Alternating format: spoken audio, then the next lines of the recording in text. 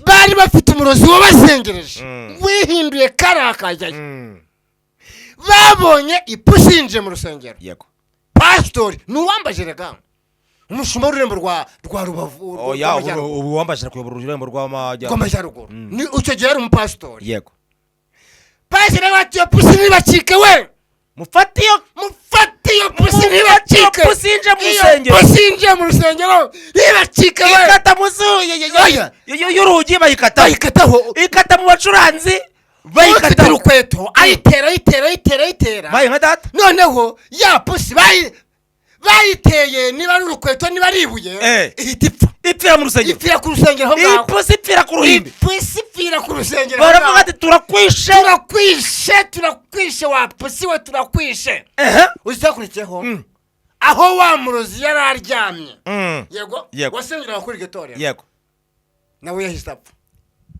ngo ki no murozi wari uje mu ipusi mu rusengero nawe yahise apfa baje kumenya se ko ari uwo muyobozi ari uwo murozi wari wihinduye ipusi yes mayi nka data nguhande makuru se ngwandi makuru mandi makuru umushumba w'itorero rya Pentecote mu Rwanda ADPR nyakubahwa ndayizayiza oya nyakubahwa wavuyeho bamwita Karangwa John yego yabaye umushumba w'akarere ka Kirehe ajya mu giterane cyo hanze yego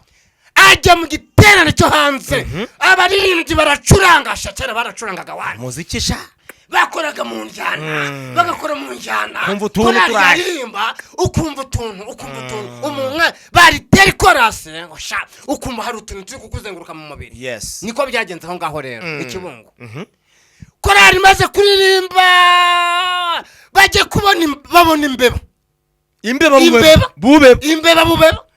iragenda ituruka muri ibyo byacu bari bakora igiterane iragenda ihita yikubita ku kibara cy'umwana w'umukobwa wicaye muri korari nka data imbeba ivuga ijwi nk'iry'umuntu ngo nkurikira ibwira uwo mukobwa imbeba bubeba muri korari iravuga ngo reka nkurikira turashize none wa mwana w'umukobwa ibyo ni ibyabayeho wa mwana w'umukobwa hano yicaye ahita yikubita hasi yambeba irabacika iraguruka yari yambaye karuvati se imbeba ndashaka kumenya iyo mbeba yaje yambaye karuvati ni imbeba bisanzwe ariko irimo gatumu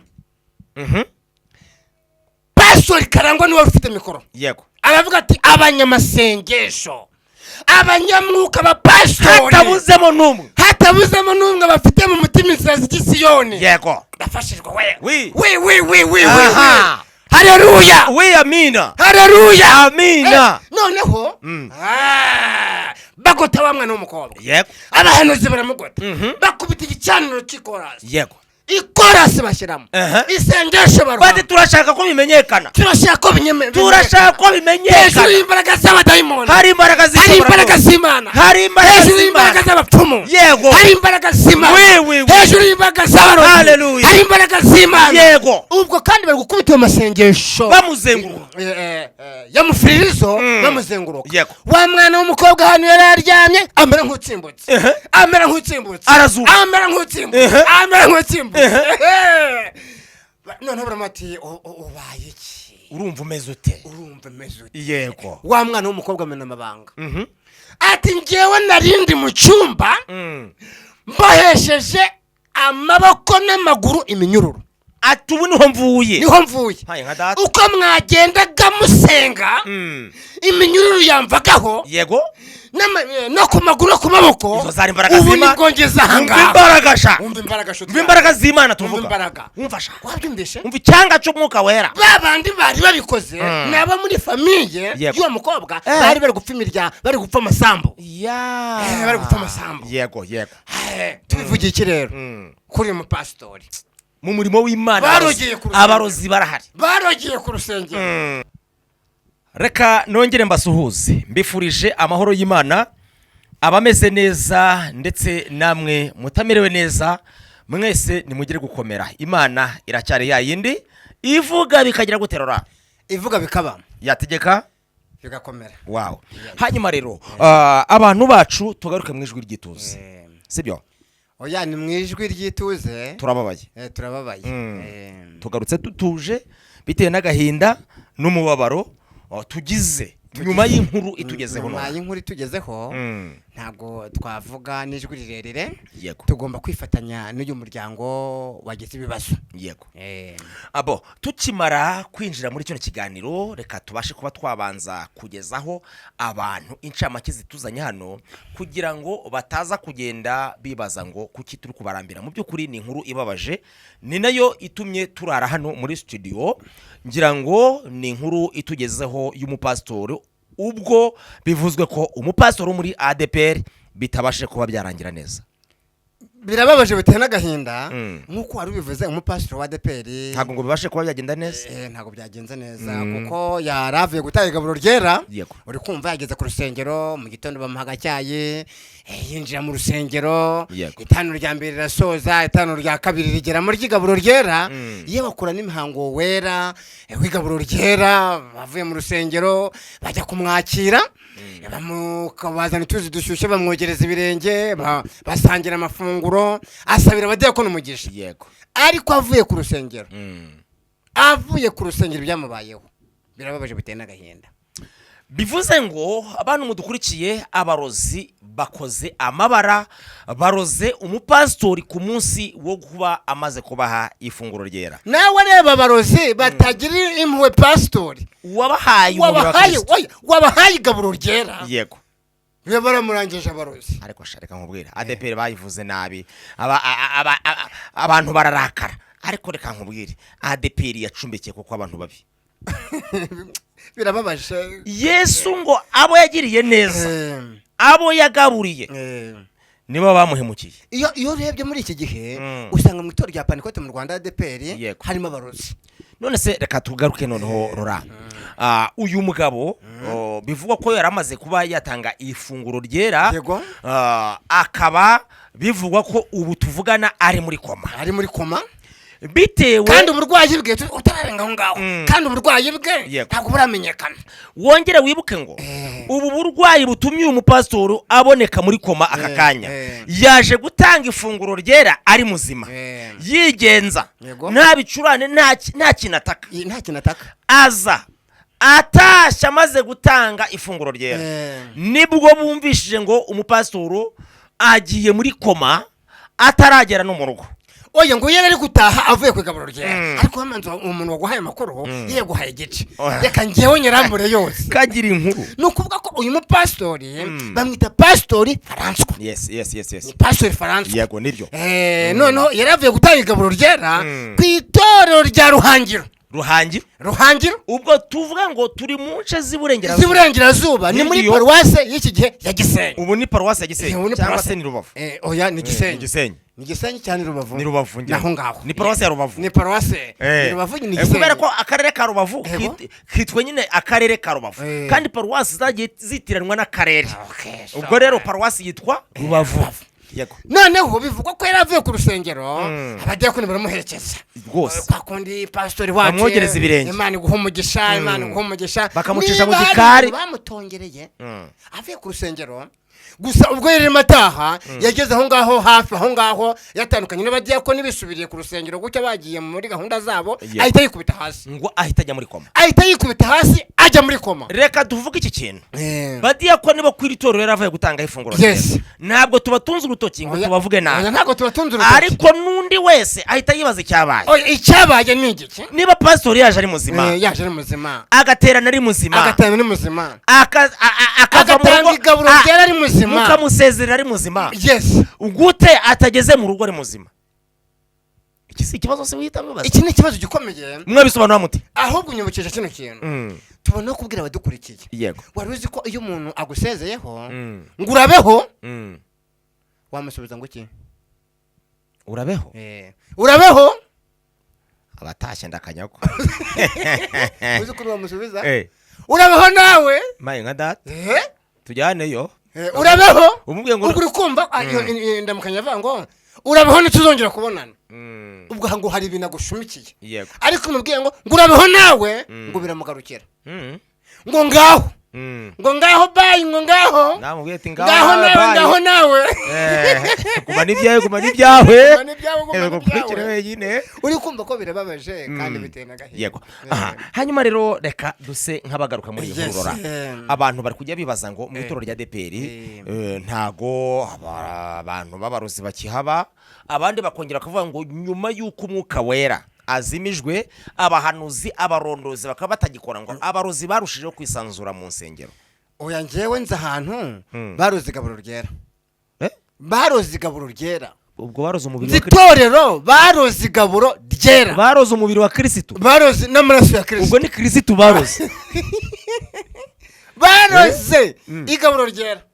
Oya Kristo ntagarogwa aho nahambere ntabwo bwamufata ni burasirazuba. Oya ntabwo Kristo bamuroga ngo bikunde iraje bayakozwe n'amaboko y'abana b'abantu, ariko bakiyisengera, iyo bakimara kuyisengera yego ihinduka amaraso ya Yesu. None se iryo sengesho ko ari irihindura icyari kizira cyose cyaribonetseho kikahumana kigahita giteshwa agaciro, mbese amaraso ya Yesu agahita aba akiza ibivumwa ibisa nk'umwanda. Kuki iryo sengesho ritayeje igaburo ryera bazi ko ryahumanye? Kuki batari igaburo ryera kandi ryasengeye ngo ribi ryera? Bari irihumanye kandi ryari ryejejwe. Njyewe nzi n'undi mupasitori n'uwa DPR amakuru yenda yafite yagiye kubwiriza ikibungo. Yego. Ayo ni amakuru mfite. Ari aho ngo barayebaho ajya kubwiriza ikibungo mu giterane kuwa gatandatu. Yego. Shahiha n'abarozi benshi ni abarozi nibyo bakenyeraho barabizana aho bamusase aho bavuze ngo agomba kuruhuka ku cyumweru mu gitondo ku cyumweru abone ko ajya mu materaniro. Uzi byamubayeho bamuryamisha ku gitanda aho ngaho bucya mu gitondo ku cyumweru mu gitondo. Yego aryamye muri parafo hejuru yajyanyweho n'iki? Abarozi ariyo bamumara ari ku gataro hejuru. Abarozi bamukuye ku gitanda bamushyira kuri parafo hejuru. Mu gitondo basanga pastor agaramye ku gataro hejuru aho ngaho. Abyutse asanga ari muri parafo hejuru. Mpamvu ikibungo matinya abyutse asanga ari muri parafo hejuru. Ariko ibyo banza byarabagaho kera, kibungo yarahindutse. Uzi ko byagenze byamugendekeye? Yahamagaye umushumba bazana urwego, imbaraga zo guhamagara zose yarazifite. Telefone nyine yari ku gitanda barizamura nyine bamuryamisha aho ngaho kuri parafo hejuru. Yego. Bazana kega avayo. Aravuga ati rero ngiye nisubiriye i Kigali. Yego yacumbitse Kigali yakomeza no mu ntara. Yego. Aravuga ati niba abarozi bari ku rwego rwo kumfata bakanjyana hariya nta jambo mfite nababwiriza. Abona izo n'imbaraga z'abarozi. Ngiye ubwanyu nasohokanye na korari. Sohokana korari hano i Kigali n'ijana mu cyahoze ni Paruwasi Nyarubande, hirya uzamutse mu Gahunga ukamanuka hariya hepfo gutyo aho ngaho ukaze harabwenge mu gitari cy'iminsi 3 twavuye tutaririmbye. Kubera iki? Ibyuma byaze bifase? Ibyuma twari dufite ibyuma twakodesheje twatiye muri korari Sayuni mu Nyakabanda sinakubwira. Abacuranze amakositimu twayenegereje korari bajya kwihindirimbo bagasanga korari yasinziriye kera. Yarasinziriye bose se isinziriye none bahindirimbo. Oya bahindirimbo ugasanga bari kwihanagura ibitotsi wumvisha nshuti yanjye mu minsi 3 yose twamazeyo twavuye tutaririmbye. Ikorera ntabwo ari yasenze, ahubwo hari umupfumu aho mu giterane. Ariko ubundi umupfumu baza mu giterane gute hari abanyamasengesho? Aho mu giterane hari umupfumu. Rero abo ntago ari abanyamasengesho ubwo bari bahari n'abanyama. Birababaje biteye n'agahinda. Uzi abanyamasengesho bubu bameze ngo nka zambwa zabaga bitwa bazi ngo basizimbwa mu gipangu haza umujura yayiterera inyama bakaba inshuti. Oya irebye ariko si bose kuko hari 7,000 biti byapfukamira bayari. None se umbwira gute niba atari bose ko umupfumu yaza mu giterane cyasengewe cyateguwe ameza abantu basenga bagisengera akicaramo ntibamubone? Twajyaga kubona saa 8 twishe mu giterane. Yego. Izuba ritumereye nabi. Nta bimenyetso byo gukuba kw'imvura. Yego. Imvura ikatunyagira. Tukabona imvura y'amahindu itungutse mu bicu. Ariko kera habagaho gutegeka, ubwo namwe mwabaga mufite intege nke.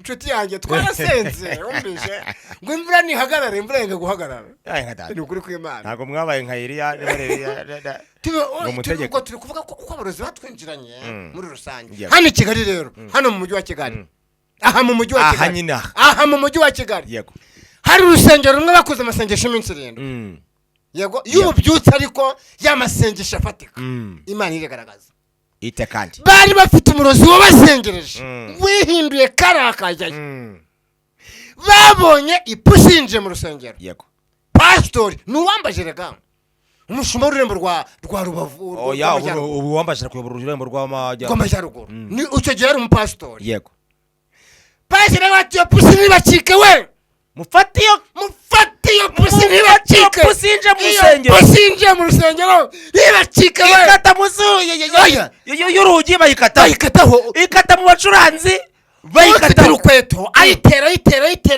bayi nka data noneho ya pusi bayiteye niba ari urukweto niba ari ibuye ipfira mu rusengero ipfira ku rusengero aho ngaho ipusi ipfira ku ruhimbi ipusi ipfira ku rusengero baravuga ati turakwishe wa pusi we turakwishe uzakurikiyeho aho wa murozi yari aryamye yego wasengeraga kuri getorero yego nawe yahise apfa ngo ki no murozi wari uje mu ipusi mu rusengero nawe yahise apfa baje kumenya se ko ari uwo muyobozi ari uwo murozi wari wihinduye ipusi yes mayi nka data nguhande makuru se ngwandi makuru mandi makuru umushumba w'itorero rya Pentecote mu Rwanda ADPR nyakubahwa ndayizayiza oya nyakubahwa wavuyeho bamwita Karangwa John yego yabaye umushumba w'akarere ka Kirehe ajya mu giterane cyo hanze yego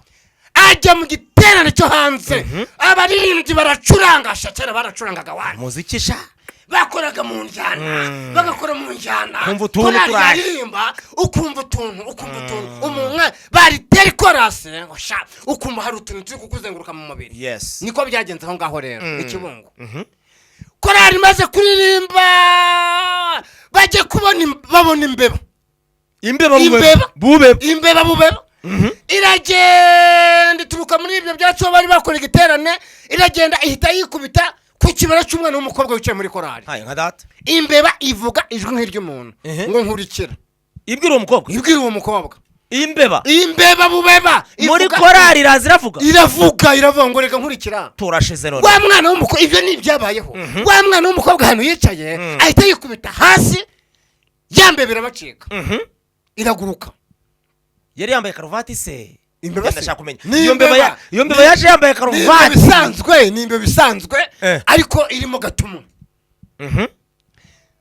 pastor Karangwa niwe ufite mikoro yego aravuga ati abanyamasengesho abanyamwuka ba pastor hatabuzemo n'umwe bafite mu mutima inzira z'Isiyoni yego ndafashijwe we haleluya we amina noneho bagota wa mwana w'umukobwa yego abahanuzi baramugota bakubita igicaniro cy'ikorasi yego ikorasi bashyiramo isengesho baruha bati turashaka ko bimenyekana hejuru y'imbaraga z'abadayimoni hari imbaraga z'Imana hejuru y'imbaraga z'abapfumu yego hari imbaraga z'Imana hejuru y'imbaraga z'abarozi hari imbaraga z'Imana yego ubwo kandi bari gukubita amasengesho bamuzenguruka yamufiririzo bamuzenguruka yego wa mwana w'umukobwa hano yari aryamye amera nk'utsimbutse arazuka amera nk'utsimbutse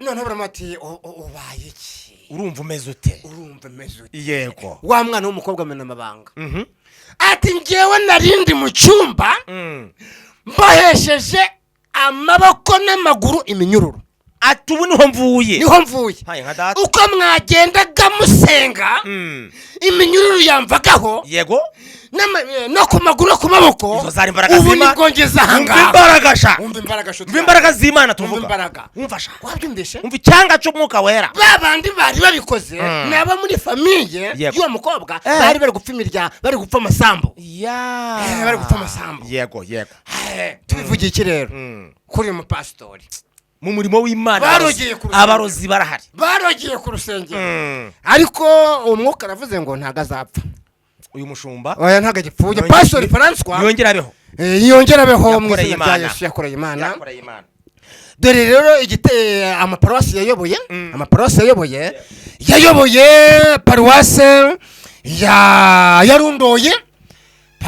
yarundoye Pastor François yarayiyoboye Pastori François iyi paruwase yarundoye yarayiyoboye Pastori François nongere mbisubiremo yayoboye paruwase yarundoye arongera ayobora paruwase Gakeri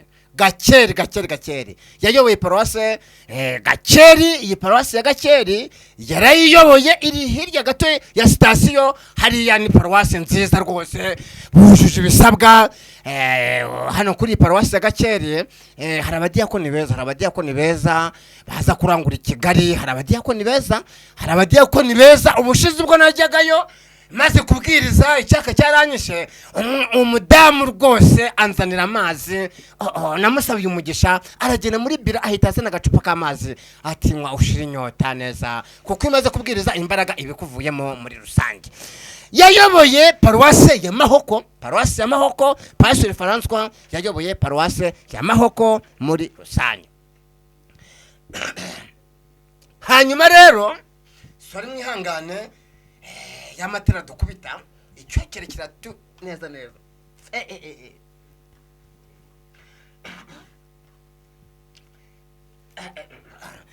yayoboye ya maparuwase tuvuze haruguru kwa gatatu paruwase Rundoyi paruwase Gakeri paruwase Mahoko Pastor François bivugwa ko avuye gutanga igaburo ryera ku itorero rya Ruhangiro muri paruwase ya Gisenyi muri iki gihe akaba ari mu kiruhuko cy'izabukuru muri rusange ariko reka mbwire umuryango we reka mbwire abana be reka mbwire umudamu we reka mbwire abuzukuru be reka mbwire inshuti ze reka mbwire abo bavukana reka mbwire abo bakoranye umurimo bose bivugwa ko yaririmbye no muri korari muri kera hambere Imana imuzamura imuhere muri korari abamudiyakoni abamwarimu abapasitoro b'umushumba nubwo bivugwa ko bamurugiye ku rusengero ariko reka nkubwire mbone yo kubwira abadukurikiye hejuru y'imbaraga zose hejuru y'imbaraga z'abarozi hejuru y'imbaraga z'abapfumu hejuru y'imbaraga z'abadayimoni ibyo bamutongereye ibyo bamugaburiye tutitaye ku buremere bwabyo twohereje imbaraga ikiza mu buzima bwa Pastor François twohereje imbaraga ikiza mu buzima bwa Pastor François bivugwa yuko yafashwe yikubita hasi avuye gutanga igaburo ryera ku itorero rya Ruhangiro paruwase ya Gisenyi ibyo bamutongereye byose biturutse iburyo ibumoso imbere n'inyuma impande zose mutongeyeho imbaraga za Kristo kugira ngo umubiri wongere ugire imbaraga abashe gukira muri rusange ndamutongere mu izina rya Yesu kandi mbivuze mbimwatiyeho numva nizeye Pastor François ngenda muzi twakoranye umurimo w'Imana ubwo nazengurukaga murabizi ko indembo zose nazigezemo zo hambere ururembo rwa Gisenyi ururembo rwa Kibuye ururembo rwa Rusizi rwa Cyangugu zirandembo zose zo hambere nazigezemo muri rusange bene data rero nshuti bavandimwe reka mbabwire ko hejuru y'imbaraga z'abadayimoni hejuru y'imbaraga zose hari imbaraga z'Imana hejuru y'imbaraga zose hari imbaraga z'Imana hejuru y'imbaraga zose hari imbaraga z'Imana hejuru y'imbaraga zose hari imbaraga z'Imana mbonereho kubwira abakunzi bacu badukurikiye ubu ngubu Pastor François nta arwariye ku bitaro bya Gisenyi, arwariye ku bitaro bya Gisenyi, arwariye ku bitaro bya Gisenyi. Ayo niyo makuru ari kutugeraho muri rusange.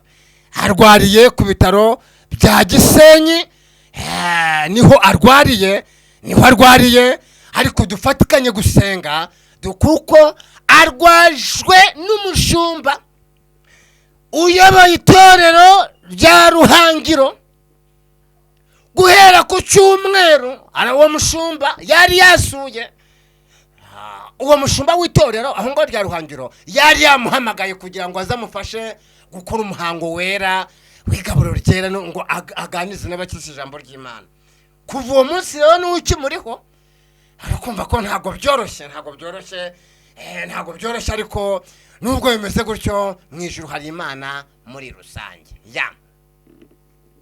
Bene data rero nshuti bavandimwe, nimwandike ibitekerezo byanyu muri comment. Ese ibi bintu byari bikwiye koko? Byari bikwiye ibi bintu byari bikwiye? Ntabwo byari bikwiye ibi bintu, ntabwo byari bikwiye yuko bivuga ko bashobora kumuhumanya ari ku rusengero. Ntabwo byari bikwiye rwose, ntabwo byari bikwiye. Ariko nubwo bimeze gutyo, Uwiteka mukize kandi Kristo arakicaye ku ntebe y'imbabazi, nubwo bimeze gutyo Kristo arakicaye ku ntebe y'imbabazi, kandi nta wavuma iritarahera, nta wavuma itararenga muri rusange.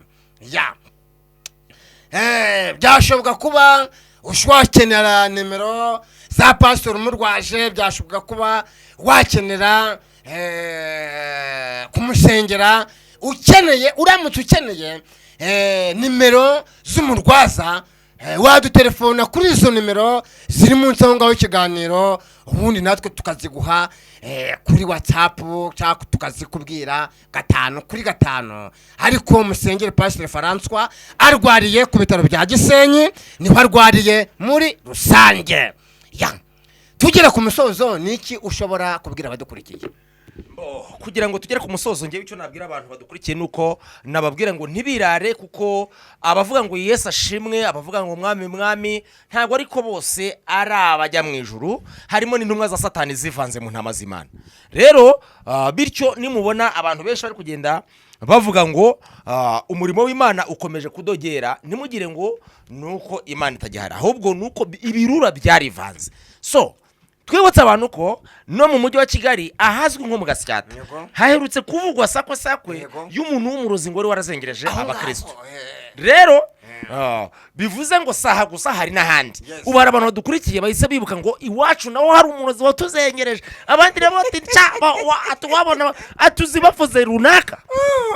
Bivuze ngo abarozi barahari. Ariko reka mbwira abarozi badukurikiye, tubwira abarozi badukurikiye bihishe mu murimo w'Imana, baryenje. Oya, ndabahagurukira, nanjye ngiye kubahagurukira uko Imana yariho kera na n'uyu munsi ni kuri.